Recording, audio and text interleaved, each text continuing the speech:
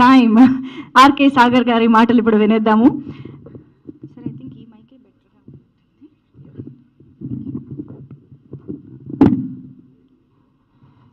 Good afternoon everybody. ముఖ్యంగా media మిత్రులకి, ఇక్కడికి వచ్చిన ఫ్రెండ్స్కి, ప్రొడ్యూసర్స్, డైరెక్టర్ అందరికీ నమస్కారం. చాలామందికి తెలుసు నా జర్నీ అంతా, ముఖ్యంగా మీడియా మిత్రులకు అందరికీ తెలుసు. ఎప్పుడైతే టీవీ ఆర్కే నాయుడు లాంటి మంచి ఇమేజ్ ఇచ్చిందో, ఆ తర్వాత నేను మూవీస్కి వచ్చిన తర్వాత కొన్ని క్యారెక్టర్స్ చేశాను, కొన్ని మూవీస్ చేశాను. కానీ చాలామంది సినిమా ఇండస్ట్రీ వాళ్ళు కానీ, బయట వాళ్ళు కానీ, మీకు యూనిఫామ్ బాగా సూట్ అవుతుంది, అలాంటి క్యారెక్టర్ చేయండి అని చెప్తూనే ఉన్నారు. బట్ దానికి సరైన కంటెంట్, అంటే నేను యాక్చువల్గా ఆర్కే నాయుడు క్యారెక్టర్ చేసిన తర్వాత కొన్ని సంవత్సరాలు యూనిఫామ్ వేసుకోవద్దు, అలాంటి క్యారెక్టర్ చేయొద్దు అనుకున్నాను. బట్ ఈ కంటెంట్తో మళ్ళీ నేను విక్రాంత్ ఐపీఎస్గా యూనిఫామ్ వేసుకున్నాను. అండ్ ఐ ప్రామిస్ మళ్ళీ ఆర్కే నాయుడిని రీప్లేస్ చేసే క్యారెక్టర్ అని గర్వంగా చెప్పగలను, విక్రాంత్ ఐపీఎస్.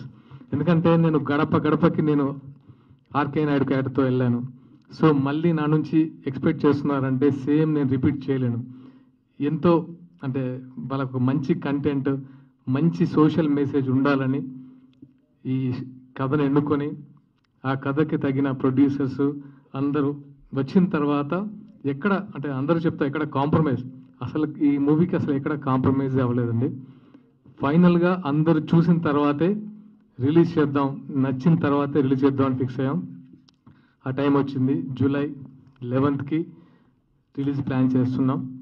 అండ్ ఇంకా నేను ఇప్పుడే ఎక్కువ మాట్లాడను, ఎందుకంటే మూవీ కంటెంట్ మీ అందరికీ చూపించే మీ అందరు ఆమోదంతోనే ముందుకెళ్దాం అనుకున్నాను. డెఫినెట్గా మీ అందరికీ షో చేస్తాను, నచ్చితే దాని తర్వాతనే ముందుకు తీసుకెళ్తాను. Thank you all, thank you so much. And ముఖ్యంగా ఈ సాంగ్ రిలీజ్ అయింది కొరియోగ్రాఫర్ ఈశ్వర్ గారికి. ఎందుకంటే సాంగ్ చేస్తున్నప్పుడు అది యాక్చువల్గా సినిమాలో కంటే theme song, it's a theme, అంటే మూవీ థీమ్ సాంగ్. ఈశ్వర్ గారు దానికి మాంటేజ్ చేసి అద్భుతమైన మాంటేజ్ ఇచ్చారు. అంటే దాన్ని నెక్స్ట్ లెవెల్ తీసుకెళ్లారు, మేము అనుకున్న కంటెంట్ నెక్స్ట్ లెవెల్ తీసుకెళ్లారు. థ్యాంక్ యూ ఈశ్వర్ గారు. అండ్ నాకు ఈ మధ్య తన కోర్టు ద్వారా చూశాను. నాకు కోర్టు వచ్చిన తర్వాత ఓహో, అంటే ఇలాంటి సినిమాలు పీపుల్ ఎంకరేజ్ చేస్తున్నారన్న ధైర్యం వచ్చింది. అండ్ ఇప్పుడు కొంచెం రియలిస్టిక్ అండ్ మెసేజ్ ఓరియంటెడ్ ఒక మంచి పాయింట్ ఉన్న సినిమాలను ఎంకరేజ్ చేస్తున్నారు. అలాగే ఆ కోవలకు చెందింది ద 100.